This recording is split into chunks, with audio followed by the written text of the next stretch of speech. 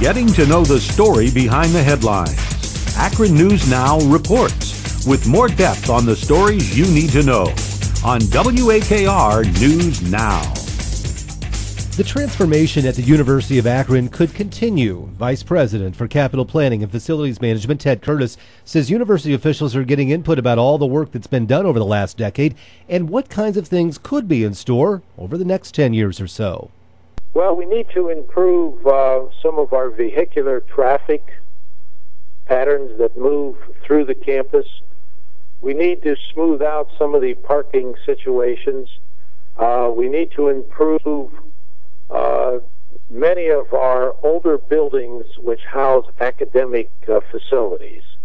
We have quite a few classics, Air Hall and Zook Hall, and others that are substantial buildings.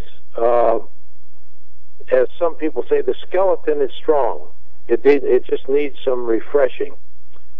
And most of those buildings are the older buildings, which are academic-type buildings, and we need to concentrate heavily on that.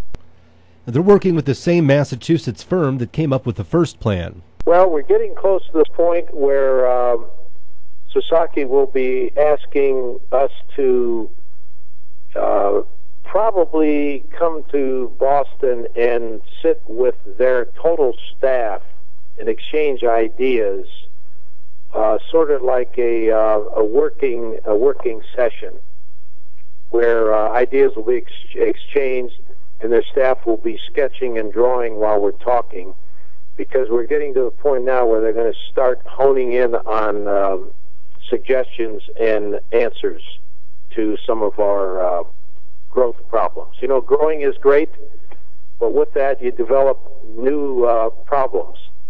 And we're all in the problem-solving business, and that's what our goal is to do, is to solve these problems. Enrollment has increased to about 30,000 students since the work began, but Curtis says it's paid off in other ways, too. Well, it actually has. It's gone from a place where there were buildings in which students were being taught to what the alums have phrased it the best. We now have a true campus. And we continue to build residence halls, so we're getting away from that. We're moving rapidly, I should say, away from the commuter school concept to a full, true campus, where there are a lot of more and more students living on campus and staying on campus. They're not coming to campus and taking a class in the morning and then leaving, coming back for an afternoon campus or afternoon class. They're staying on the campus because they have great atmospheres and great things to do between their classes. That current phase included 20 new buildings, 18 building expansions, and 34 acres of new green space. I'm Chris Kepler, AkronNewsNow.com. More news, weather, sports, business, entertainment, and community on AkronNewsNow.com and always on WAKR News Now.